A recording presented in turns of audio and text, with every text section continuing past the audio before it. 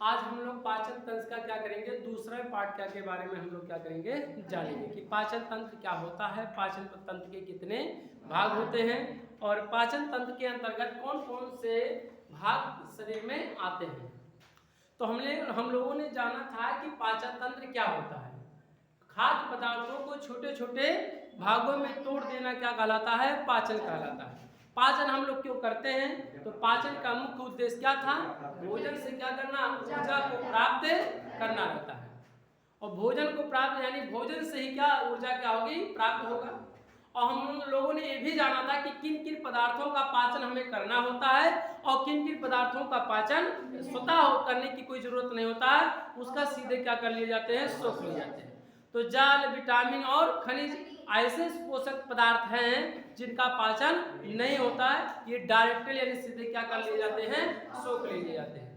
किस चीज का पाचन होता है, तो प्रोटीन का पाचन होता है, कार्बोहाइड्रेट का पाचन होता है, फैट, और जिसे हम लोग फैट को हम लोग क्या कहते हैं, वसा, वसा को हम लोग शब्दों में क्या कहते हैं, व्यवहारिक भाषा में चर्बी। इन्हीं तीनों पदार्थों का क्या होता है, पाचन होता है। बाकी और सबका क्या करते हैं, सीधे अवशोषण यानी सीधे क्या कर लिए जाते हैं, सोख लिए जाते हैं।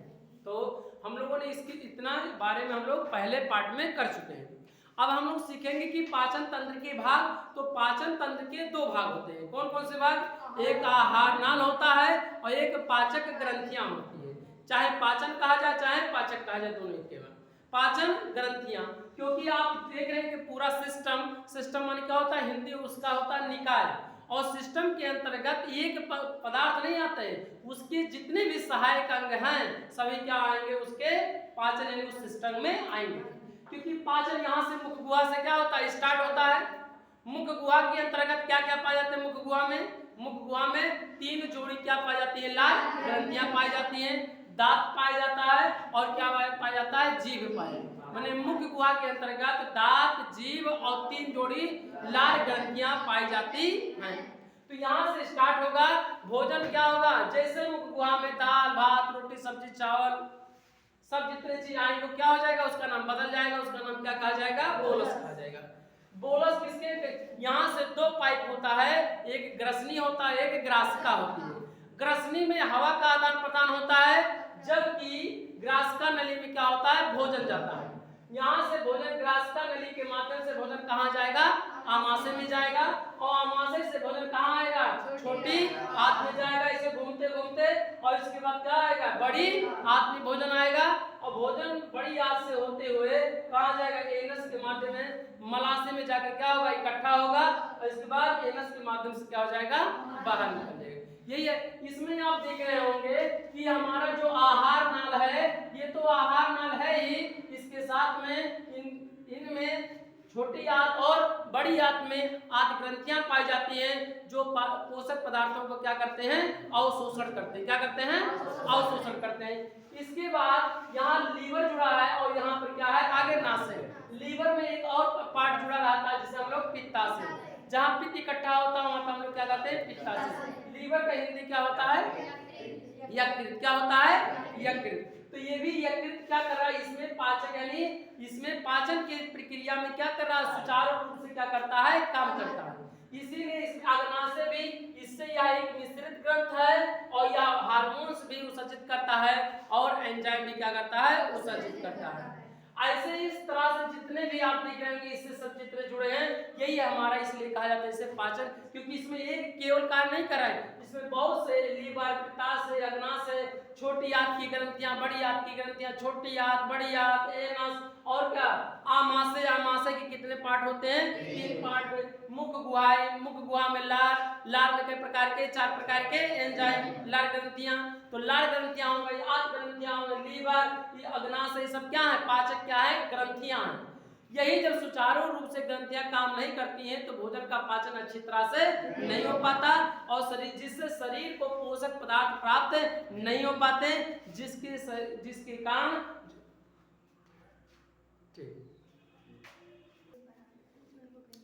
तो हम लोग क्या, ये पूरे सिस्टम में हम लोग ने देखा है कि पाचन तंत्र के ओठों में कि ग्रंथियां भी क्या कर रही हैं, कार्य कर रही हैं। और जो आप देख रहे हैं आहार नाल, मुख गुहा से लेकर ग्रास नली से कहां, आमाशय में, आमाशय पर क्या आएगा, बहुत छोटी या क्या आ जाएगा, बढ़ेगा। छोटी आंत में पोषक पदार्थों का जाएगा तो इसके आंतरिक परत पे ग्रंथियां पाई जाती हैं, जो पोषक पदार्थों का क्या करते हैं, पोषक पदार्थों को क्या करते हैं बताओ, अवशोषण करते हैं, साथ में कुछ एंजाइम भी क्या करते हैं, छोड़ते हैं, एंजाइम भी छोड़ते हैं, जिसे हम लोग पाचक रस भी कह सकते हैं।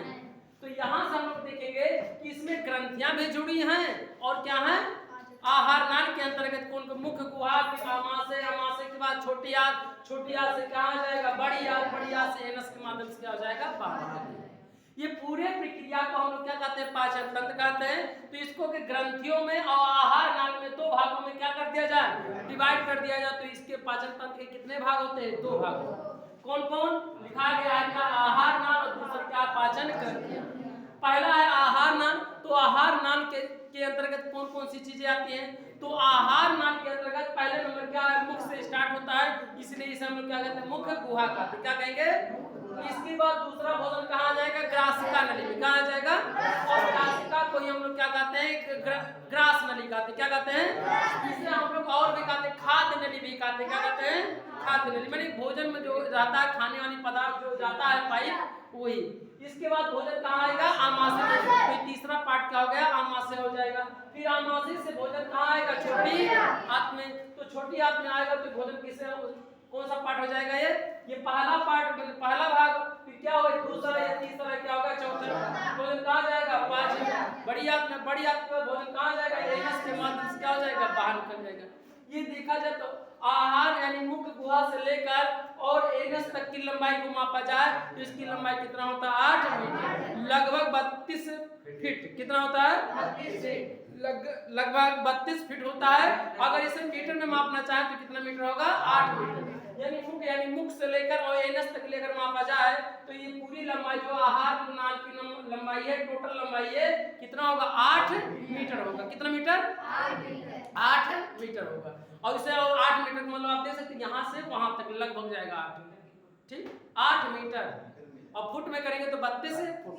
चलिए आइए, तो आहार नाल के अंतर्गत क्या क्या आएगा, मुख गुहा आएगा, ग्रासिका नली आएगा, आमाशय आएगा, और क्या आएगा, छोटी आंत, बड़ी आंत और गुदा, जिसे हम लोग क्या कहेंगे, एनस। क्या कहेंगे इसे, एनस कहेंगे। क्या कहेंगे, एनस। एनस की अंग्रेजी हिंदी क्या होता है, गुदा होता है। तो यानी आहार नाल की लंबाई मुख गुहा से लेकर एनस, और ये जितने भी आप देख रहे हैं भोजन का रास्ता जो इसे इसलिए कहा जाता है, ये पाइप की तरह कार्य करता है, इसे आहार नाल कहते हैं। क्या कहते हैं, आहार माने क्या होता है, खाने वाला पदार्थ। खाने वाले पदार्थ के कोई नली है कि नहीं, देखो पतला सा, इसलिए पूरा यहाँ से लेकर यहाँ, कहाँ, मुख गुहा से लेकर कहाँ तक ले, एनस तक। ये जो मार्ग है, रास्ता, इसी को हम क्या कहते हैं, आहार नाल कहते हैं। इसके बाद आता है दूसरा पार्ट, इसका आता है पाचन ग्रंथियां। क्या आता है, इसके अंतर्गत क्या आएगा, तो देखिए लाल ग्रंथियां। तो मुख्य में क्या पाई जाती है, 3 जोड़ी क्या पाई जाती है, लाल ग्रंथियां। तीनों का नाम है क्या, एक है पैरोटिड ग्रंथ, दूसरा है सबलिंगुअल और तीसरा है सबमेंडिबुलर। 3 जोड़ी लाल ग्रंथियां। तो 3 दूना 6। मुंह में कितनी ग्रंथियां पाई जाएंगी, 6, और जोड़ों में पूछा जाएगा तो कितना होगा, 3। इसके बाद क्या पाया जाएगा, जठर रस। क्या होगा, जठर रस। जब भोजन आमाशय में पहुंच जाएगा तो उसमें जठर रस क्या होगा, वो सज्जित होगा, और इसके अंतर्गत भोजन को सुचारू रूप से क्या होगा, यहाँ पर छोटे छोटे भागों में क्या कर देगा, डिवाइड कर देगा। यानी भोजन कहाँ पहुंचा, आमाशय में। आमाशय में क्या होगा, जठर रस ग्रंथियां, यानी जठर ग्रंथियां होंगी। तीसरा इसी से एक जो जुड़ा होगा, ये आमाशय के निचले भाग पर लीवर जुड़ा होगा, और लीवर के आधार पर एक और जुड़ा होता है जिसे हम लोग क्या कहते हैं, पित्ताशय। पित्ताशय में क्या भरा होता है, जहाँ जल इकट्ठा होता है उसे क्या कहा जाता है, जलाशय। जहाँ मल इकट्ठा होता है उसे क्या कहते हैं, मलाशय। तो जहाँ पित्त इकट्ठा होगा उसे क्या कहते हैं, पित्ताशय। तो यहाँ लीवर के आधार पे रहता है, और एक छोटा सा इतना बड़ा क्या होता है, पार्ट होता है पित्त। उसमें क्या भरा होता है, पित्त भरा होता है। इसका रंग कैसा होता है, हरे रंग का होता है। कैसा होता है, हरे रंग का होता है। जो पित्त होता है इसको काट दिया जाए तो क्या होता है, क्षारीय, पूरा तीखा तीखा हो जाएगा, ये पूरा करछार मारेगा पूरा। तो इसे हम लोग क्या कहते हैं, क्षारीय। क्या है, क्षारीय। कभी आप मुर्गा मटन खाए होंगे तो अगर कहीं भी भूले भटके से अगर पित्त की थैली क्या फट गई है तो पूरा मांस क्या हो जाता है, तीखा तीखा लगने लगता है, उसका स्वाद क्या जाता है, बदल जाता है। यही कारण है कि उससे पहले पित्त ना फटने पाए उससे दूर ही काट के क्या कर दिया जाता है, फेंक दिया जाता है। ऐसे हम पाचन में, पाचन की प्रक्रिया में पित्ताशय का बड़ा ही क्या अहम रोल है, और लीवर का तो और भी है, उससे भी क्या है, ज्यादा है। तो ये सब क्या है, पाचक की क्या है, ग्रंथियां हैं जो पाचन में क्या करती हैं, बहुत महत्वपूर्ण भूमिका अदा करती हैं। इसके बाद आता है यकृत यानी लिबाब, यानी यकृत और पित्ताशय आपस में क्या होते हैं, जुड़े होते हैं। और अगर इसके बाद क्या आएगा, अग्नाशय। अग्नाशय एक क्या है, मिश्रित क्या है, ग्रंथ है। ग्रंथियां देखा जाए तो अगर कोई पूछे कि ग्रंथियां क्या होती हैं, तो आप बताइए कि मांसपेशियों का ये क्या होता है, या थैला होता है, और इस थैले में या तो हार्मोन्स भरा रहेगा या तो एंजाइम भरा होगा। और ऐसी ग्रंथियां जो, और यह कितने प्रकार की होती हैं, तो 3 प्रकार की होती हैं। एक अंतःस्रावी ग्रंथ, दूसरा होता है बहिर्स्रावी ग्रंथ, और तीसरा होता है मिश्री ग्रंथ। तो मिश्री ग्रंथ क्या होता है, जो हार्मोन्स का भी उत्सर्जित करे और क्या करे, एंजाइम भी क्या करे, उत्सर्जित करे। तो यानी अग्नाशय भी क्या करता है, पाचक क्या करता है, रस क्या करता है, उत्सर्जित करता है। फिर आंत में, आंत ग्रंथियां हैं, आंत में ही ग्रंथियां पोषक पदार्थों को क्या करते हैं, अवशोषण करते हैं, तभी तो पोषक पदार्थ क्या होगा, प्राप्त हो पाएगा।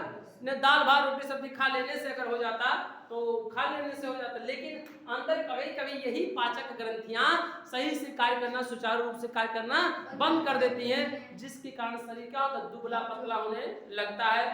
तब आप डॉक्टर के पास जाते हैं, डॉक्टर साहब मोटाई वाला दवाई दो, हथवा पूरा गोड़वा पीरात बा, खारात बा, पूरा सब प्रक्रिया स्टार्ट हो जाती है। तो कहने का मतलब है कि पाचक पोषक पदार्थ का होना बहुत है जरूर। जैसे पेड़ पौधों को पोषक पदार्थ की जरूरत होती है, तो उसके लिए हम लोग क्या करते हैं, डाया मारते हैं, पोटास मारते हैं, और क्या कैल्शियम मारते हैं, और क्या लाते हैं, बढ़ने के लिए यूरिया देते हैं। तो हम लोग बढ़ने के लिए क्या करते हैं, बोर्नवीटा कर देते हैं, डॉक्टर साहब क्या करें, बोर्नवीटा। और पेड़ पौधों को बढ़ना हो तब यूरिया देंगे, क्या करेंगे, यूरिया। यूरिया में कौन सा पोषक पदार्थ पाया जाता है, कौन सा पोषक पदार्थ होता है, नाइट्रोजन होता है, क्या होता है, नाइट्रोजन। तो अब हम लोग सबके शरीर के लिए बढ़ने के लिए हार्मोन, प्रोटीन की क्या होती है, जरूरत होता है। अब यही पाचक ग्रंथियां सही से कार्य करना क्या होती है, बंद कर देती हैं। जो वृद्धि हार्मोन्स हैं, जब वो अवशोषित नहीं हो पाएंगे और उसी दाल चावल भात रोटी सब्जी में क्या होंगे, वापस रेनस के माध्यम से बाहर निकल जाएंगे, और शरीर वह पोषक पदार्थ नहीं पाएगा, तो बताइए उसकी वृद्धि हो पाएगी, तो मनुष्य की वृद्धि नहीं हो पाएगी। जैसे पेड़ पौधों को बढ़ने के लिए डाया, पोटेश, लेकिन हम लोगों के लिए क्या है, हम लोगों को अगर करना तो मछली और क्या करते हैं, दूध दही पालक सब्जी मुर्गा मटन मछली, ये सब क्या करते हैं, खाते हैं। वैसे नहीं खाना चाहिए मछली या को पोषक पदार्थों को नहीं खाना चाहिए, लेकिन क्या है कि आप क्या कर सकते हैं, खाद्य पदार्थ है वो भी क्या है, डॉक्टर साहब लोग भी बताते हैं खाना चाहिए। तो इस तरह से यानी क्या, ये पूरा क्या रहा, पाचन तंत्र रहा। पाचन कितने, अगर देखा जाए पाचन तंत्र के कितने भाग, 2 भाग, कौन कौन, आहार नाल और दूसरा पाचन ग्रंथि। आहार नाल के बताइए लंबाई कितना होता है, 8 मीटर होता है, फुट में कहीं 32 का होता है। और क्या, आहार नाल के अंतर्गत क्या आएगा, मुख गुहा आएगा। फिर भोजन कहाँ जाएगा, ग्रास नली के माध्यम से कहाँ जाएगा, आमाशय में। तो ग्रास नली आमाशय, फिर भोजन कहाँ जाएगा, छोटी आंत में जाएगा, इसके बाद बड़ी आंत में, फिर एनस के माध्यम से क्या हो जाएगा, बाहर। ये क्या रहा, ये पूरा प्रोसेस हो रहा है, ये क्या रहा, आहार नाल।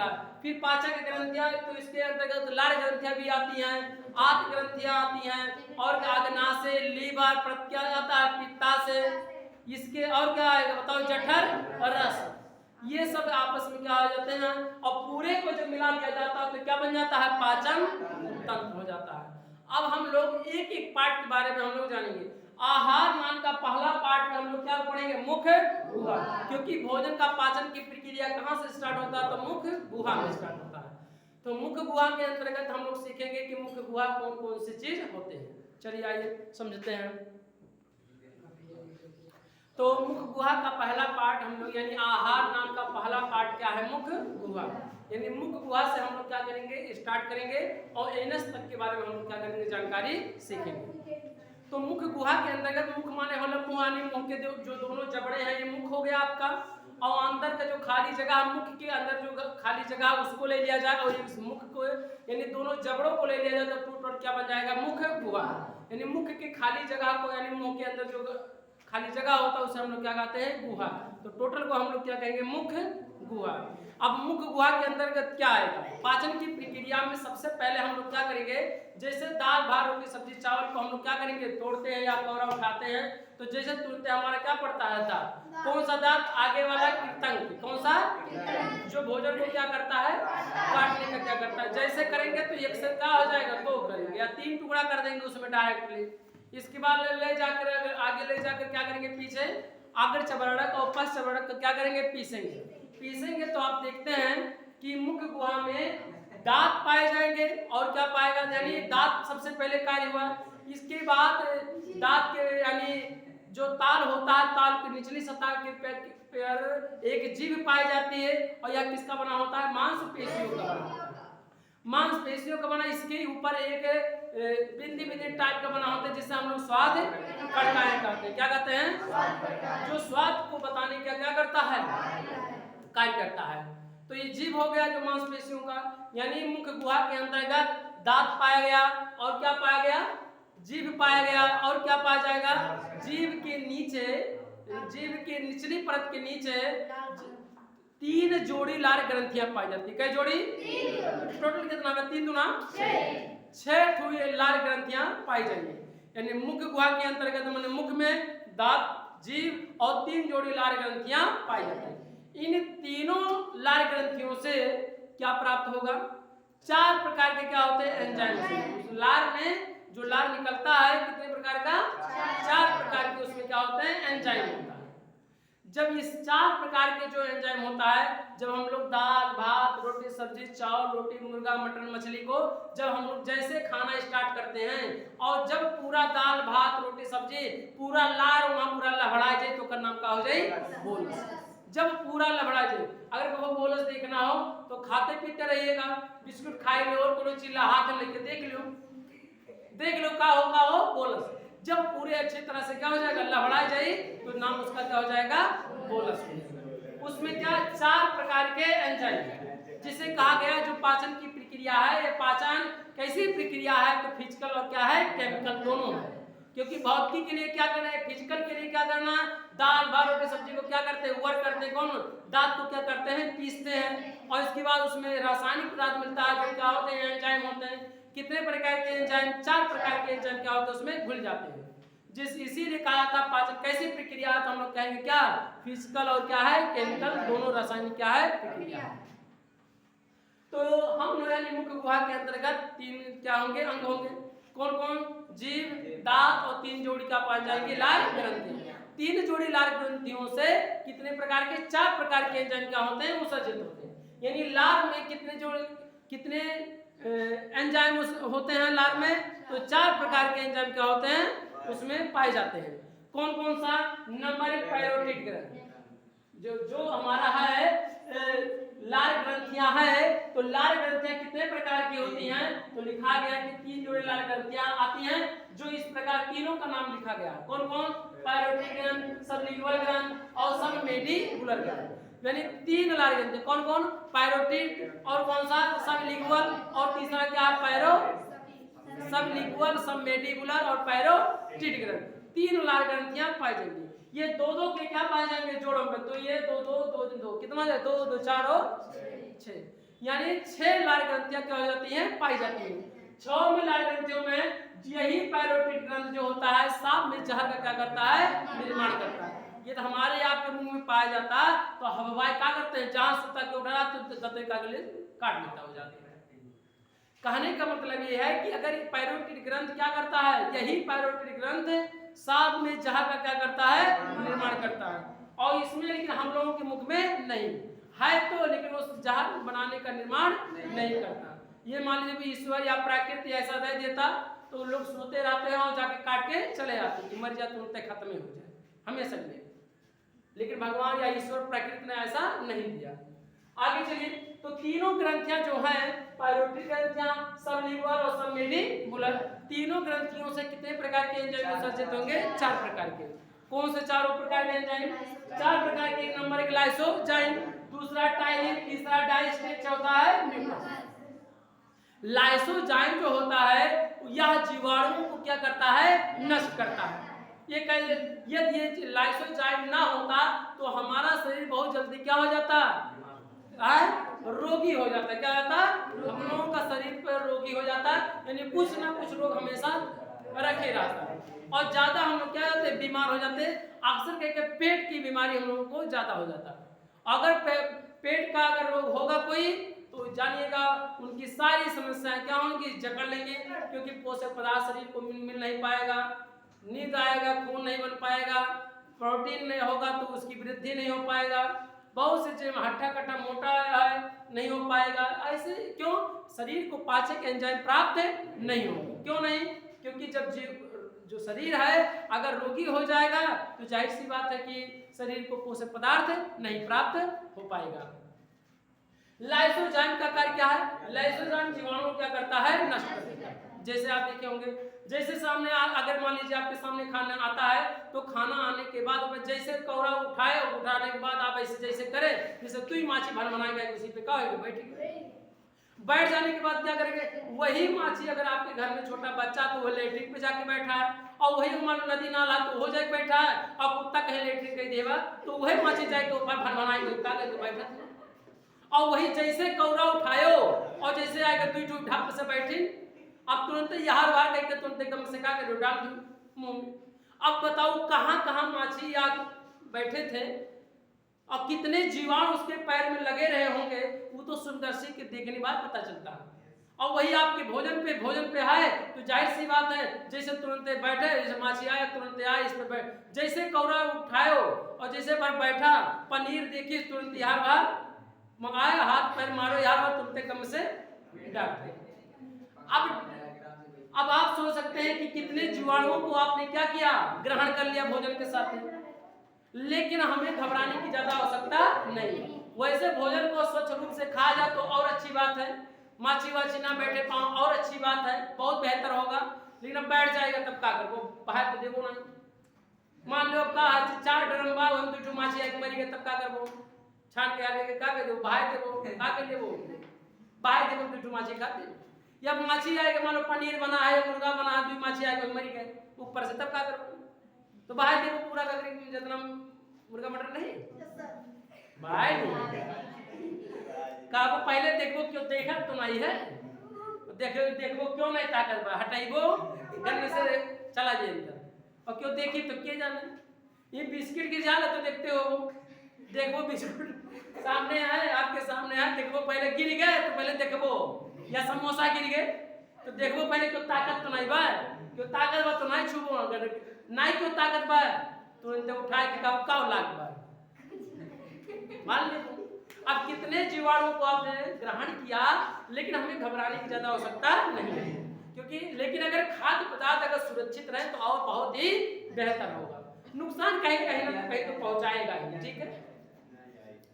आगे चलिए, हम लोग क्या लाइसोजाइम जैसे, लेकिन भोजन को आप जब माछी जो बैठ जाएगी जीवाणु है, लाइसोजाइम क्या करेगा, वो मुंह में क्या करे, खाओ बच्चे दाल भात रोटी, अगर पनीर रहे तो एक यहाँ लड़खड़े को मारो गम से नीचे जाइए आमा से। अब कारण है दाल भात रोटी सब्जी में जो जीवाणु लगे थे आपने उसको क्या अच्छी तरह से पीस के क्या कर दिया, मिला दिया, कौन 4 प्रकार के एंजाइम, क्योंकि लार में 4 प्रकार के, और उस लार में जो पहला है अगर देखा जाए तो लाइसोजाइम, यह जीवाणु को क्या कर दिया, नष्ट कर दिया। कुछ ऐसे भी जीवाणु होते हैं कि जो लाइसोजाइम उसको नष्ट नहीं कर पाता, तब ये कैसे, तब शरीर में जाएगा तो नुकसान पहुंचाएगा नहीं, लेकिन अभी आमाशय में जाएगा तो उससे भी जीवाणुनाशी है अभी अंदर एंजाइम, जो उसको और भी क्या करेगा। जैसे मान लो बहुत से समझ के एक बार समझाते हैं तो समझ जाते हैं, 2 बार समझाते हैं तो एक आध तो ऐसा बहन लाली कि समझावा कर तो ना 2-4 फैट भिड़ाओ या तो उन्हें कह दो आयो ना आज के बाद, तो वैसे जान जाओ ऐसे कुछ जीवाणुनाशी ऐसे होते हैं कि जो लाइसोजाइम सभी जीवाणुओं को नष्ट नहीं कर पाता। लेकिन अभी हमें घबराने की आवश्यकता नहीं, पेट में जाएगा और पेट में भी क्या है, और उससे भी और तगड़े क्या होते हैं, एंजाइम होते हैं जो उसको क्या करेंगे, गला कर देंगे और नष्ट कर देंगे। वैसे भोजन सुरक्षित रहे तो क्या होगा, बेहतर होगा, उसमें माछी वाछी ना पकड़ पर ना, तो वह सोचो अनुमान जैसे कौरा तोड़ो, अगर आपके घर में छोटा बच्चा वह जाए वह माछी जाए लेटरिन पे बैठ जाए और वह माछ जाए के तुम्हें भन से आए तो कौरा बैठे यार बार कहीं के गम से काट दियो, और वह अगर मान कुत्ता वहीं बगल ये लेटरिन कही देवा तो वह माचे जाए भरमनाए का तोरे जाहिर सी बात है, तो नुकसान पहुंचाएगा शरीर को ना। तो लेकिन लाइसोजाइम क्या करता है, उसको उस जीवाणु को क्या करता है, नष्ट, परंतु सभी जीवाणुओं को नष्ट नहीं कर पाता। क्यों? क्योंकि खूब अच्छे से पीसते नहीं। पनीर देखिए तो एक दाई यहाँ मर एक दाई यहाँ दम से जाए अंदर। आप बताओ, सोचो जब, लेकिन पाचन की प्रक्रिया में जोन मशीन के कार्य मैंने मुख्य गुहा के अंतर्गत दांत के कार्य करना चाहिए, वो कार्य का करिए अब जाए पेट कार्य करिए। अब जो कार्य हमें करे चाहिए वो काम अगर मान लो किसान आवे काम करे लागे तो बताओ कितना शर्म की बात है। जो दांत हमरे सबके ऐसा नहीं है कि पढ़ाई के क्षेत्र में आना तो अच्छी बात, बेहतर है आगे पढ़ाई अच्छा है। कहने का मतलब है कि जो जिसका जो कार्य है वो अपने कार्य से क्या करे, मुकर जाए। अब जैसे लाइसोजाइम है, आपका कार्य है दांत को क्या करना, दांत के द्वारा चबड़ों के द्वारा दाल भात रोटी सब्जी को क्या करना, पीसना, और 4 प्रकार के एंजाइम को उसमें क्या करना, फेंट देना। समझे कि नहीं? और उसी का नाम क्या हो जाता है, बोलस। क्या हो जाएगा, और बोलस। बोलस अब पूरे उसमें 4 प्रकार के एंजाइम क्या हो गए, घुल गए। चारों प्रकार के एंजाइम लाइसोजाइम क्या क्या, जीवाणु नाशी, जो जीवाणु था वो क्या हो गया, नष्ट हो गया। दूसरा टाइलिन और डाइस्टिल, ये दोनों क्या करते हैं, स्टार्च, स्टार्च अंग्रेजी शब्द है, मंड, मंड का एक दूसरा नाम क्या है, चोकर, इसका क्या करता है, पाचन करता है। वास्तव में पाचन क्या है, पाचन की प्रक्रिया में हमने बताया था प्रोटीन और क्या कार्बोहाइड्रेट और क्या वसा का क्या कार्य होता है, पाचन होता है। लेकिन ये प्रोटीन का ये हम देखेंगे दाल भात रोटी सब्जी खाने के बाद प्रोटीन का पहले नंबर हम लोग दूसरा रूप बनाएंगे, फिर दूसरा रूप, फिर ऐसे तीसरा रूप। तो वैसे ही इसमें जो टाइलिन और डाइस्टेज है ये क्या करता है, चोकर। और आप सुने होंगे कि जब गेहूं पिसा जाए तो प्रकार मतलब चोकर, चोकर का मतलब यही है कि गेहूं के जो ऊपरी परत है वही क्या होता है, चोकर। माने फसल के ऊपरी परत को हम लोग क्या कहेंगे, चोकर। खाद्य पदार्थ के ऊपर वाले परत को क्या कहेंगे, चोकर। चोकर, उसी चोकर का क्या करता है, टाइलिन और डाइस्टेज क्या करता है, इसी का क्या करता है, पाचन। ये चोकर का पाचन होना बहुत ही जरूरी है।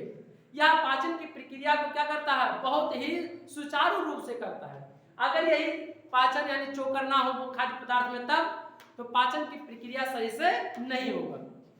अगर आप देखें अगर रोटी हम लोग खाते हैं ना तो अच्छी तरह से, लेकिन अगर मैदा का रोटी खा लिया जाता, क्योंकि मैदा में आप देखेंगे मंड और चोकर को क्या कर दिया जाता है, अच्छी तरह से क्या कर दिया जाता है, उसको चाल के क्या कर दिया जाता है, बाहर निकाल दिया जाता है। और उसके कण इतने महीन हो जाते हैं, इतने महीन हो जाते हैं, इतने महीन हो जाते हैं कि उसका घोल टोटल क्या हो जाता है, बन जाता है। और पोषक पदार्थ भी उससे क्या होते हैं, छोटे। इसीलिए मंड का होना यानी स्टार्च यानी चोकर का होना क्या है, खाद्य पदार्थ में होना क्या है, जरूरी है। पाचन की प्रक्रिया को इसीलिए कहा जाता है कि चोकर के कागज चाहिए का चाल के बनाओगे नहीं चाहिए, वैसे बनाए तो रोटी का गई लोग खाए बहुत बढ़िया अच्छी तरह से क्या होगा, पाचन होगा। तो टाइलिन और डाइस्टेज क्या केमन यानी चोकर के क्या करते हैं, पाचन करते हैं। और चौथा है म्यूकस है, क्या है, टाइलिन और डाइस्टेज दोनों का कार्य क्या है, चोकर का क्या करना, पाचन का कार्य करना है, पाचन करता है। दोनों एंजाइम टाइलिन और डाइस्टेज पाचन का क्या करते हैं, पाचन मैंने चोकर का क्या करते हैं, पाचन करते हैं। और म्यूकस क्या करते हैं, भोजन को क्या करता है, चिपचिपा कर देता है, चिपचिपा कर देता है। जब आप कभी देखते होंगे कि जब आप कभी कभार मान लीजिए आप पौरा खाया, दाल भात रोटी सब्जी कुछ खाया, आप मान लीजिए बाई दिवे, और जैसे आपने मुंह में डाला तो कुछ कंकड़ पत्थर कुछ मान लीजिए हर बार मान लीजिए बाई दिवे आ गया, तो तुरंत क्या करते हैं आप, तुरंत क्या करते हैं, एक बार में फेंटे, 2 बार फेंटे, तीसरे दिन पता लगा कंकड़ पत्थर कुछ आई गए, क्या करते हैं आप, तुरंत हाथ में लेते हैं। आप देखो खाद फेंक जाए कौन में निर्भर करी, खाद्य पदार्थ में निर्भर करी। अगर मान लो मैंने हाथ में लियो, अगर पनीर है मुर्गा है बाई देवे तो उस कंकड़ पत्थर के क्या करबो, निकाल देबो और तुमसे क्या करबो, भाग लेबो। और अगर मान लिया जाए दाल भात रोटी सब्जी है तो क्या कह देबो, तुमसे भाग देबो। तो आप देखो कि पूरे अच्छी तरह से का लभड़ाई चल, और वहां 4 प्रकार के जो लाशा घर टूटता है क्या होता है, म्यूकस होता है, क्या होता है, पूरा फेड़ जो अच्छा तरह से तो लाशा नुमा से टूटता है, ऐसे बोलस पूरा वो भोजन को क्या करता है, चिपचिपा पूरा लभड़ाई दे, पूरे से लाशा नुमा कह दी। अगर देखेगा तो बताए ना कभी कंकड़ पत्थर आए हुई तो देखे वो अगर पनीर है तो निकाल के तुरंत अच्छी मिठाई है पनीर मान लिया छेना ले लिया जाए, छेना जैसे मान छेना तो ना बाई दी कोनो कारण मसाई गए कंकड़ पत्थर कोनो चीज में आई गए तुरंत क्या करबो निकाल के भाई वो तुरंत क्या करबो फाड़ लेबो खराब है तो भाई जैसी बात। तो यानी पूरे क्या है ये म्यूकस बन गया, यानी म्यूकस भोजन को क्या करता है चिपचिपा हो जाए पूरा लासन हुआ से क्या करता है तोड़ने का क्या करता है पूरा लभड़ा दे। तो यानी क्या हुआ लार में लाइसोजाइम भोजन को क्या कर दिया जीवाणुनाशी है जो वह लैट्रिन पे बैठा था वही जीवाणु पे लाया था उस भोजन पर उसको क्या कर दिया वो नष्ट कर दिया लाइसोजाइम। टाइलिन और डाइस्टेज का क्या कर दिया पाचन हो गया चोकर का क्या किया पाचन किया टाइलिन और डाइस्टेज और म्यूकस क्या किया भोजन को पूरा क्या कर दिया लासोनुमा यानी भोजन को क्या कर दिया चिपचिपा। अब भोजन को क्या चिपचिपा में भोजन क्या हो गया खूब मुलायम हो गया पूरा लुद्दी बन गया पूरा मुलायम हो गया भोजन क्या हो गया पूरा लुप्ती टाइम में हो गया अर्थात भोजन बहुत ही क्या हो गया मुलायम हो गया। जो भोजन का कण इतने बड़े कण थे अब क्या होगा छोटा छोटा क्या हो गया कण हो गया। अब इसके बाद भोजन को क्या करेंगे भोजन मुलायम हो जाएगा आप क्या करेंगे घूटेंगे घूटने के बाद यहाँ से क्या होगा दो नली होगा एक ग्रास नली और एक ग्रासिका नली। तो भोजन ग्रसनी भी जाएगी ग्रास नली में ग्रासिका नली उसी को हम लोग क्या कहते हैं ग्रासनी। और ग्रसनी में क्या होता है हवा का आदान प्रदान होता है ठीक है। और ग्रासिका में क्या होगा ग्रासिका नली में क्या होगा इसे हम लोग खाद्य नली भी कहते हैं खाद्य पाइप भी कहते हैं ग्रासिका नली को हम लोग।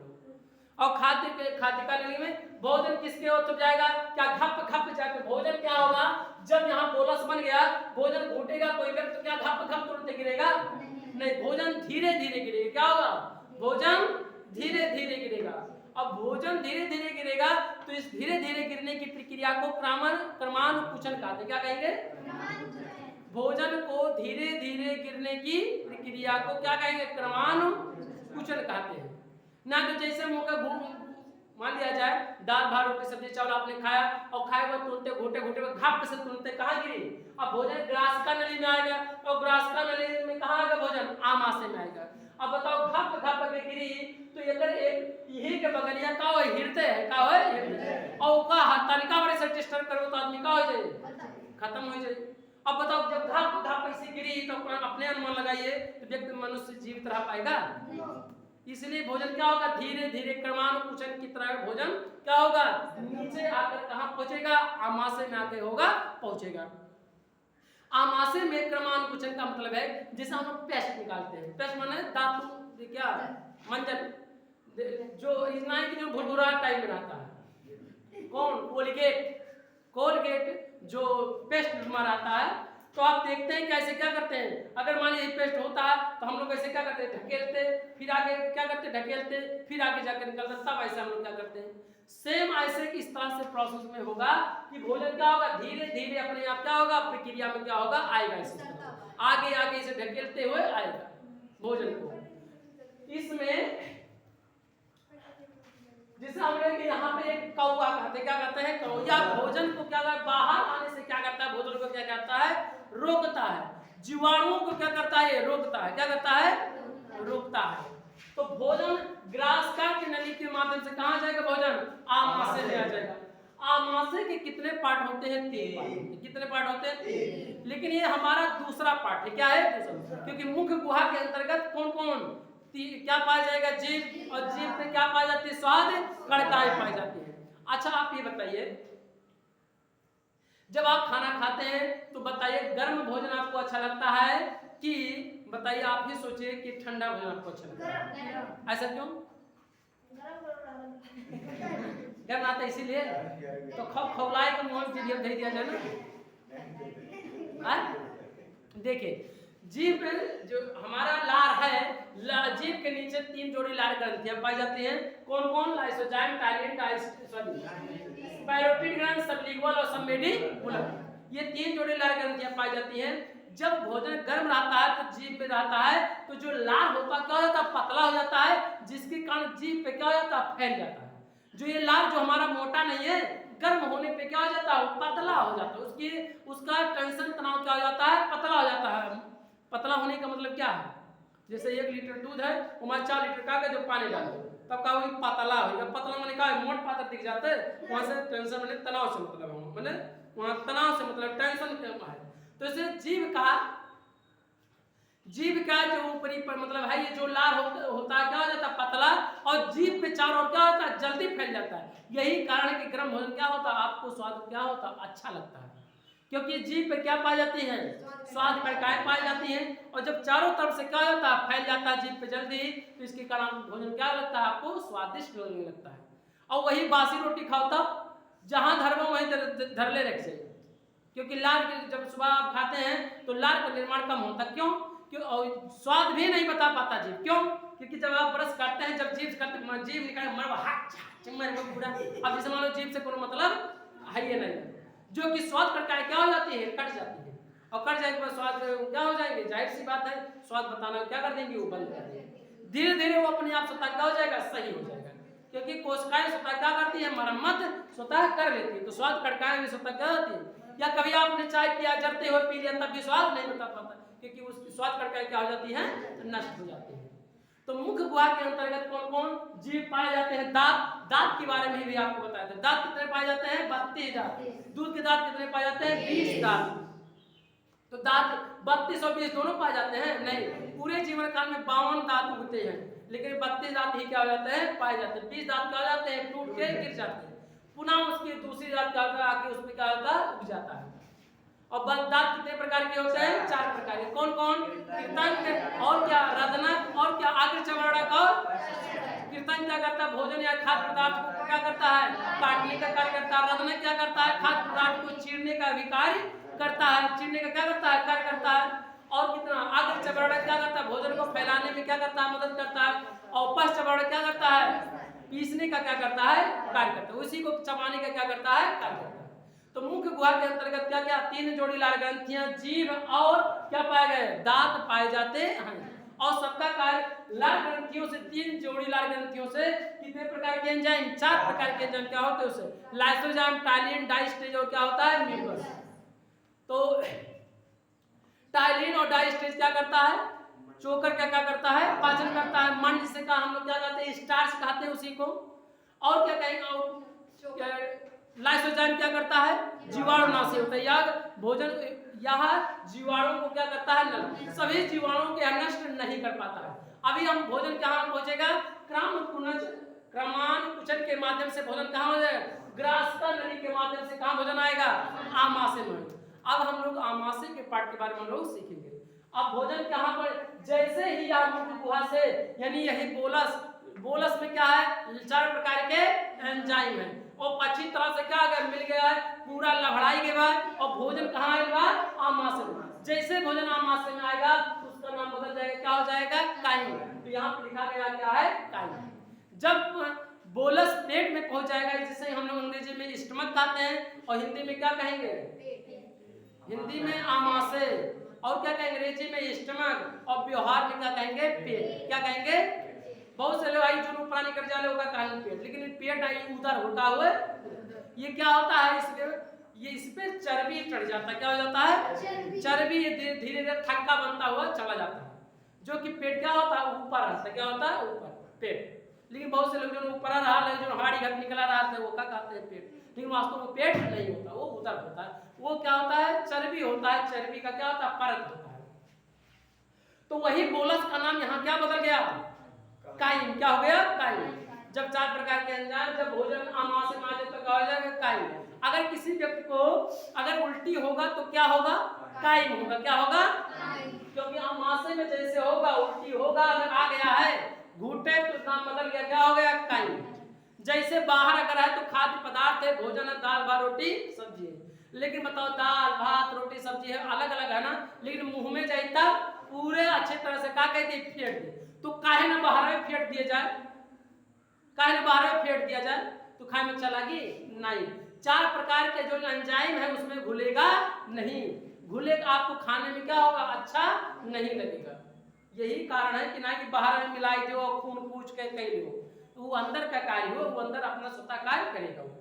तो जैसे ही बोलस और बोलस क्या है 4 प्रकार के एंजाइम, और जैसे ही एंजाइम होगा इसमें मिलेगा घुलेगा बोलस, और बोलस रास्ता के माध्यम से यहाँ पे पेट में जैसे आएगा आमाशय में, और आमाशय में क्या नाम हो जाएगा बोलस हो गया, क्या हो जाएगा बोलस। अब बोलस का नाम हम नहीं लेंगे क्या लेंगे बोलस लेंगे, क्या लिखेंगे बोलस के बाद क्या लिखेंगे? काइम लेंगे। क्या लिखेंगे? काइम के बारे में हम लोग क्या करेंगे? जानेंगे कि काइम क्या है। अब आमाशय के कितने भाग होते हैं? 3 भाग होते हैं। एक होता है कार्डियक, एक दूसरा होता है फांडिक और तीसरा क्या होता है? पाइलोरिक। क्या होता है? अब हम लोग पाचन की प्रक्रिया को हम लोग कहां से? आमाशय से स्टार्ट करेंगे और इसके तीसरे पार्ट में क्या करेंगे? हम लोग जानेंगे, सीखेंगे। धन्यवाद। जय हिंद, जय भारत।